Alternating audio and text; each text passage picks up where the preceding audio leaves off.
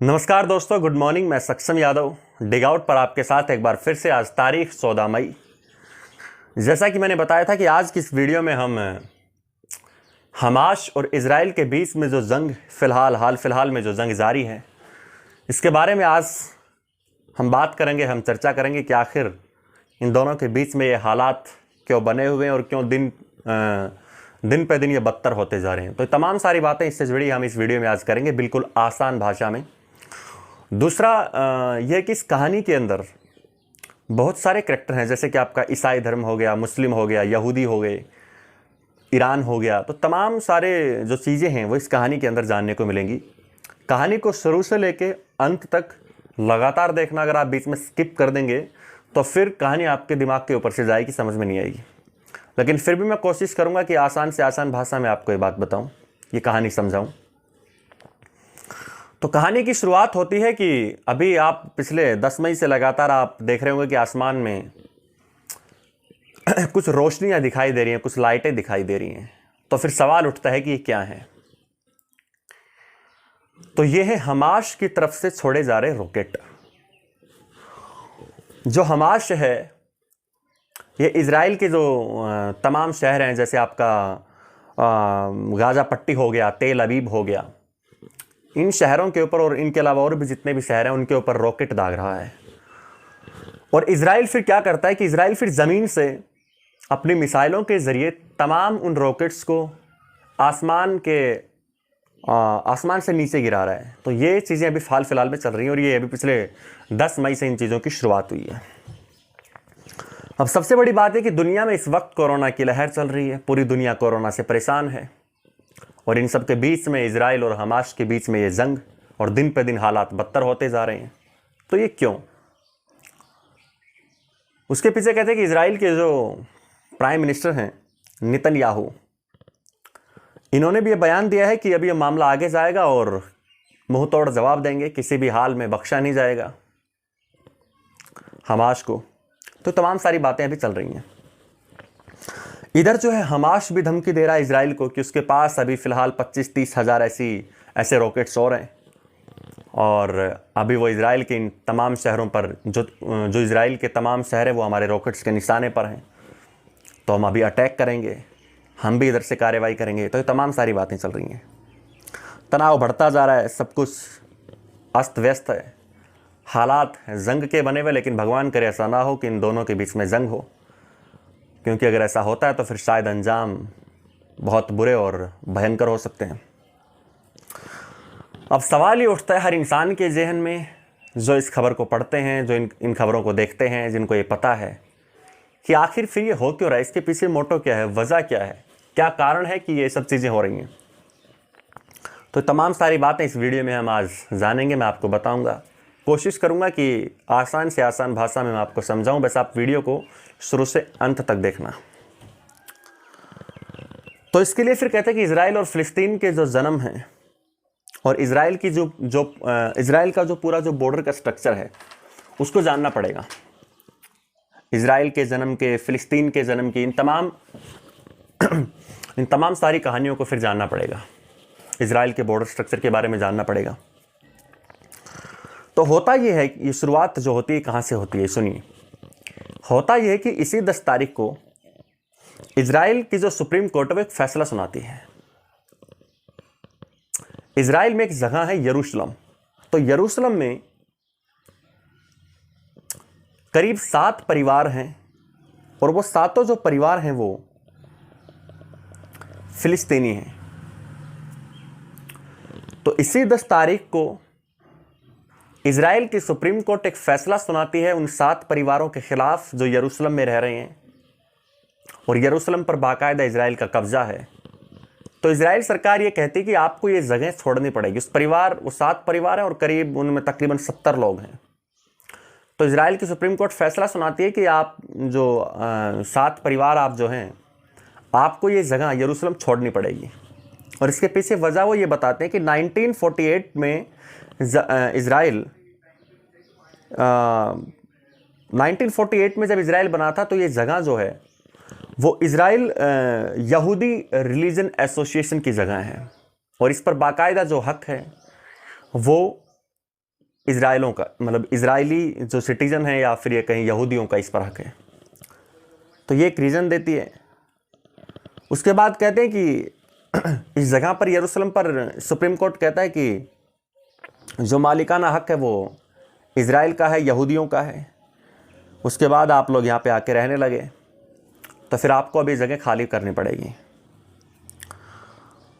उसके बाद ये खबर आई कि इजराइल इस जगह को खाली करा के यरूशलेम से इन 7 परिवार, जो कि 70 लोगों का परिवार है, इसको यहाँ से निकाल के यहाँ पे फिर यहूदियों को बसाने की कोशिश कर रहा है। तो यहूदी जाहिर सी बात है बसेंगे, क्योंकि इजराइल का यरूशलेम पर कब्जा है, इजराइल यहूदी कंट्री है। तो इजराइल फिर उन लोगों को निकाल के फिर अपने लोगों को जो कि यहूदी हैं उनको बसाएगा। ये तो जाहिर सी बात है। और ये जगह जो है यरूशलेम में जो ये जगह है जहाँ पर ये 7 परिवार रह रहे थे, ये उस पवित्र और पाक जगह के बिल्कुल करीब है, जिसको एक नहीं बल्कि 3 धर्मों के लोग मानते हैं। और वो जगह है अल-अक्सा मस्जिद, जहां पर 7 परिवार यरूशलेम में रह रहे हैं इजराइल के अंदर, जो कि यरूशलेम इजराइल के अधीन है। वो जगह जो अल-अक्सा जो मस्जिद है, जिसको 3 धर्म के लोग मानते हैं, उसके बिल्कुल करीब है। अब जब सुप्रीम कोर्ट का ये फैसला आया उन 7 परिवारों को हटाने के लिए, उसके बाद कहते हैं कि जगह जगह विरोध प्रदर्शन शुरू होते हैं, लोग भड़क जाते हैं, वो लोग फिर प्रदर्शन करते हैं सरकार के खिलाफ। फिर मामला यरूशलेम तक पहुंचता है। उसके बाद वहाँ भी विरोध प्रदर्शन होने लगे। इस दौरान में अल-अक्सा मस्जिद के करीब भी बड़ी तादाद में लोग प्रदर्शन करने लगे।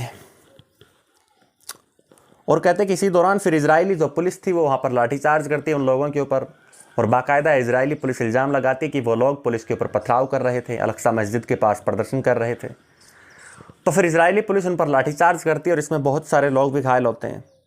इन सब के बीच में एक इल्ज़ाम ये भी लगा कि जो इजरायली पुलिस है ये लोगों को वहाँ पर इबादत करने की अनुमति नहीं दे रही है, यानी इस मस्जिद में, अल-अक्सा मस्जिद में इबादत करने की अनुमति नहीं दे रही है। चूंकि ये पाक रमज़ान का महीना है, तो वहाँ के मुसलमानों का ये था कि जानबूझकर इजरायली पुलिस उनको नमाज पढ़ने, उनको वहाँ पे घुसने की इजाज़त नहीं दे रही है। इजरायली पुलिस उन्हें रोक रही है। तो तमाम सारे सवाल, तमाम सारे इल्ज़ाम इजराइल के ऊपर लग रहे थे, इजरायली पुलिस के ऊपर लग रहे थे। ये सारी चीज़ें फिर धीरे धीरे फैलने लगी। और इसी बीच इजरायली पुलिस ने इल्ज़ाम लगाया कि अल-अक्सा मस्जिद के अंदर से लोग जो है वो पत्थर बरसा रहे हैं पुलिस के ऊपर। फिर तनाव और चलता है, तब अचानक एक खबर और आती है कि जो अल-अक्सा मस्जिद है उसके अंदर ग्रेनेड फेंकने की खबर आती है कि अल-अक्सा मस्जिद के अंदर किसी ने ग्रेनेड फेंक दिया। तो फिर ये खबर निकल के आती है। उसके बाद लोग और भड़क जाते हैं, क्योंकि मुसलमानों का पवित्र स्थल अल-अक्सा मस्जिद, और जाहिर सी बात है अपने किसी पवित्र स्थल पर अगर कोई ऐसे ग्रेनेड फेंकेगा या कुछ भी ऐसी पत्थरबाजी या कुछ भी ऐसी कार्रवाई करेगा, तो जाहिर सी बात उस धर्म के लोगों को फिर वो चीज़ बर्दाश्त से बाहर होगी। और फिर प्रदर्शन और होते हैं, फिर यहाँ पे और ज़्यादा चीज़ें होती हैं पुलिस और लोगों के बीच में, फिर लाठीचार्ज, पथराव होते हैं। तो जैसे ही खबर आई कि अल-अक्सा मस्जिद के अंदर ग्रेनेड फेंका गया, तो फिर लोगों का जो गुस्सा था वो 7वें आसमान पर पहुंचता है। इसके बाद इजरायली पुलिस और फिलिस्तीनी लोग, ये फिलिस्तीनी लोग वही जो 70 लोगों का जो परिवार थे 7, जो यरूशलेम में रह रहे थे अल-अक्सा मस्जिद के पास, तो उन फिलिस्तीनी लोगों के बीच में और इजरायली पुलिस के बीच में वो आमने सामने आ गए। और कहते हैं फिर उनके बीच में काफ़ी सारी झड़पें होती हैं। और फिर इसी बीच में फिर होती है हमास की एंट्री। अब हमास आ गया। अब ये हमास क्या है भाई? तो हमास के बारे में ये है कि जो इजराइल है उसकी जो सीमा है वो तकरीबन बहुत सारे देशों के साथ लगती है, अरब देशों के साथ लगती है, मुस्लिम कंट्रीज़ हैं बाकायदा। तो उसके साथ कहते हैं कि जॉर्डन से भी इजराइल की सीमा लगती है और सीरिया से भी इजराइल की सीमा लगती है। तो इन तमाम देशों के साथ इजराइल की सीमा लगती है। ईरान से इजराइल की वैसे ही दुश्मनी है, और ईरान कहते हैं कि वो वैसे भी फिर थोड़ा अंदर है, तो उतना कोई फ़र्क नहीं पड़ता। तब ये शुरुआत लेबनान से होती है। लेकिन हमास के बारे में कहा जाता है कि हमास की सबसे ज़्यादा जो मदद जो करता है वो ईरान करता है, क्योंकि ईरान जाहिर सी बात है इजराइल का दुश्मन है। और हमास फिलिस्तीनियों की तरफ से फिर कहते हैं कि इजराइल के साथ अभी जंग कर रहा है, रॉकेट दाग रहा है फिलिस्तीनियों की तरफ से। और इसी फिर हमास की जो मदद कर रहा है वो है ईरान, क्योंकि ईरान इजराइल का सबसे बड़ा दुश्मन है, और दुश्मन का दुश्मन फिर अपना भी दुश्मन, ये भी कहावत है। इजराइल और बाकी दुनिया की नज़रों में ईरान कहता है कि जो ये आपका हमास है ये एक आतंकवादी संगठन है, और ये एक आतंकवादी कहते हैं कि टेररिस्ट ऑर्गेनाइजेशन है, और ये फिलिस्तीनियों के हक के लिए लड़ता है। मतलब हमास के बारे में ये कहा जाता है कि जो हमास है ये एक टेररिस्ट ऑर्गेनाइजेशन है और ये फिलिस्तीनियों के लिए लड़ता है।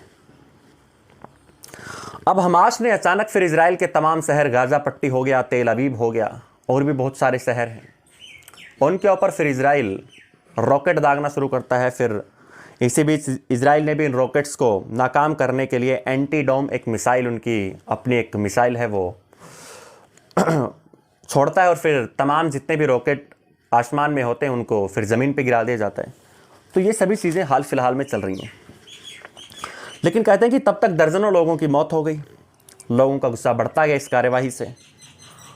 और इसमें जो फ़िलिस्तीन थे, तो कहते हैं कि फ़िलिस्तीनों की तरफ से, हमास की तरफ से तकरीबन 60 से ज़्यादा लोग मारे गए, और इनमें तकरीबन बच्चे थे। और एक हिंदुस्तानी, हमारी कंट्री की एक हिंदुस्तानी महिला भी इस सारे जो जंग है इसके अंदर वो मारी जाती हैं, एक भारतीय मूल की महिला।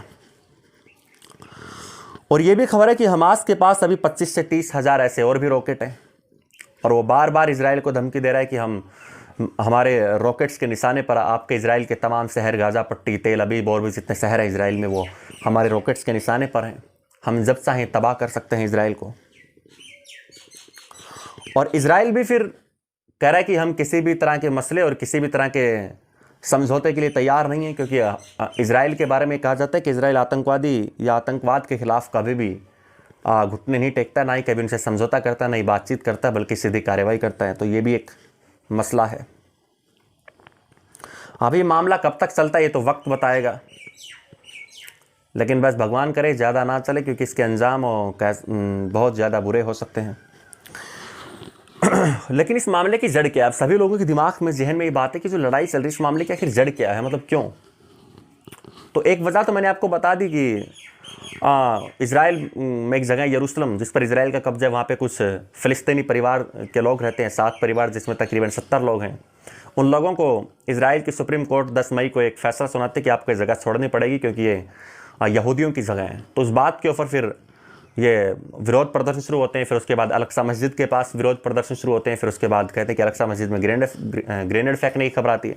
तो तमाम सारी चीज़ें चलती रहती हैं। तो कहते हैं कि 6वीं शताब्दी में जो इजराइल आज है और जो फ़िलिस्तीन आज है, असल में यहाँ पर रोम का कब्जा था 6वीं शताब्दी में। उसके बाद फिर इस्लाम का जन्म होता है, फिर इस्लामिक हुकूमत आती है यहाँ पर। उस वक्त तक जो इजराइल था और जो फ़िलिस्तीन है, यहाँ पे जो लोग रहते हैं, ये उस वक्त भी वहाँ पे रहते थे, लेकिन इनकी आबादी कहते हैं बहुत कम थी उस दौरान में।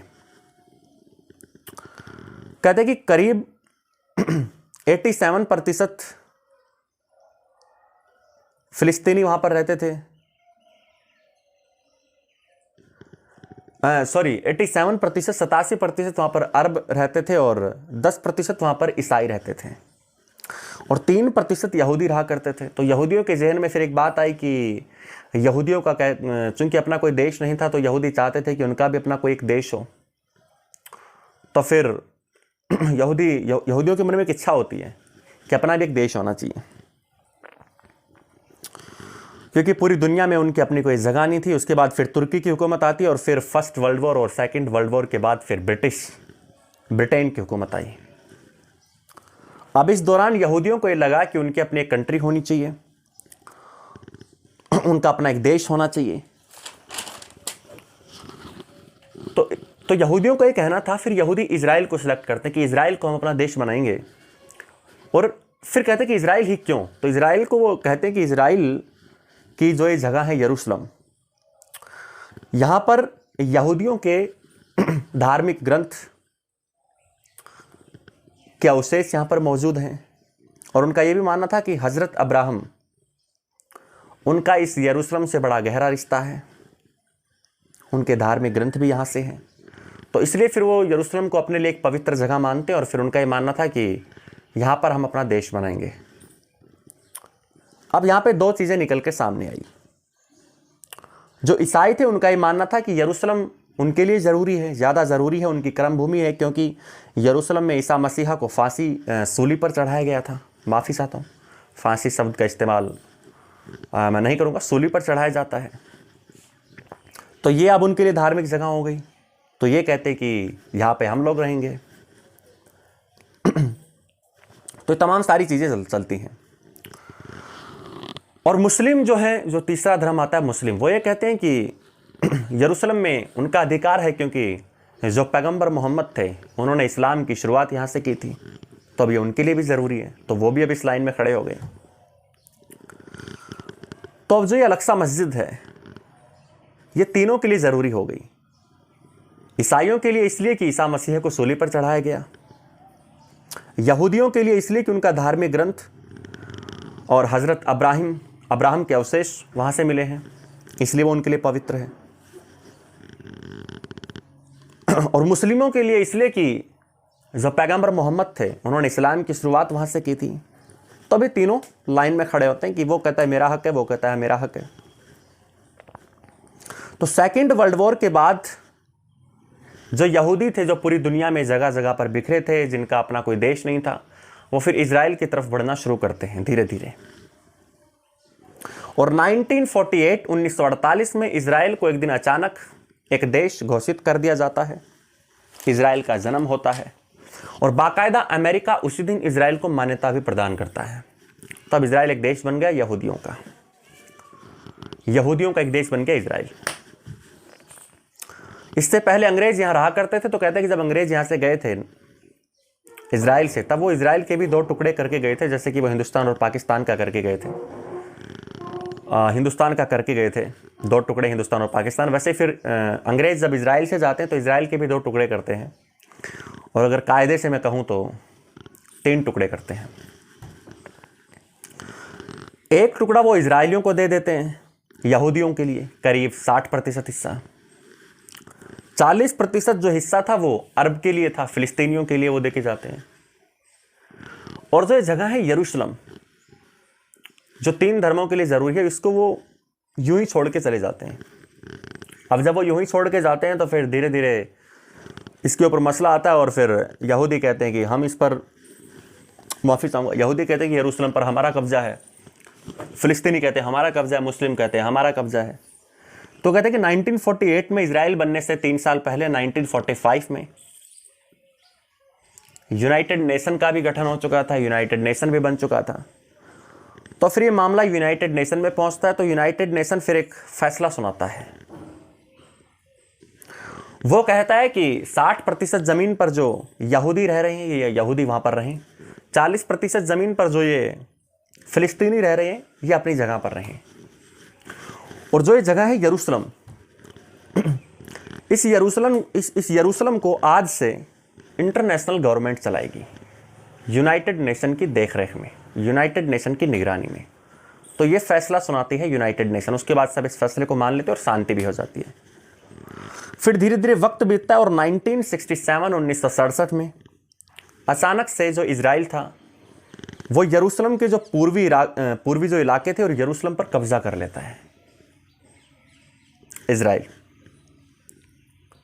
उसके बाद फिर तमाम तरह की लड़ाई चलती रहती हैं, और कहते हैं कि जितने भी आसपास की जो सीमाएं लगती थी इजराइल से और यरूशलेम से ख़ास तौर पर, वो नाराज़ थे, क्योंकि अब यरूशलेम के अंदर अल-अक़सा मस्जिद और इजराइल के आसपास की जितने भी कंट्री है वो मुस्लिम कंट्री हैं। तो इजराइल जब यरूशलेम पर कब्जा करता है तो जाहिर सी बात है अल-अक़सा मस्जिद पर भी अब इजराइल का कब्जा हो गया। तो बाकी के जो देश थे उनमें गुस्सा कि अल-अक़सा मस्जिद हमारी है, इजराइल कैसे इस जगह पर कब्जा कर सकता है। तो तमाम सारी बातें, तमाम सारे विवाद, लड़ाइयाँ। इसी दौरान फिर 87 और 89 में ईरान का जन्म होता है, और ईरान दुनिया का पहला शिया देश बनता है।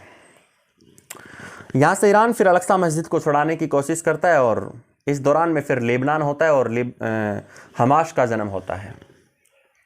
फिर ईरान हमास की मदद करता है और ये सारी कोशिश चलती रहती है अल-अक्सा मस्जिद को छुड़ाने के लिए, अल-अक्सा मस्जिद के लिए। फिर अचानक जॉर्डन की एंट्री होती है। अब जॉर्डन क्या है? जॉर्डन इजराइल का पड़ोसी देश है, इसकी सीमा लगती है इजराइल से। तब जॉर्डन और इजराइल फिर एक समझौता करते हैं और वो समझौता ये होता है कि जॉर्डन ये कहता है कि जो अल-अक्सा मस्जिद है ये उनके लिए बहुत ज़्यादा ज़रूरी है, क्योंकि मुसलमानों के लिए दुनिया की जो 3 सबसे पाक और सबसे पवित्र जो जगह हैं 3, उनमें मक्का, मदीना और अल-अक्सा मस्जिद ये तीनों हैं। सारे मुसलमानों की भावनाएं इनसे जुड़ी हैं। तो जॉर्डन फिर इजराइल से एक समझौता करता है कि जो अल-अक्सा मस्जिद है, ठीक है, बाकी आपका जो कब्जा है वो कब्जा आप रखो, लेकिन जो अल-अक्सा मस्जिद है इसकी पूरी जिम्मेदारी और उसके रखरखाव का सारा खर्चा, सारी चीजें, सारी जरूरतें वो एक वक्त करेंगी। और उस वक्त का तालमेल जॉर्डन से होगा, यानी जॉर्डन के अधीन या जॉर्डन के कहे अनुसार फिर वो वक्त काम करेगी और इसका जो रखरखाव है अल-अक्सा मस्जिद का वो फिर हम करेंगे। तो इजराइल मान भी जाता है, इस समझौते पर हस्ताक्षर भी हो जाते हैं,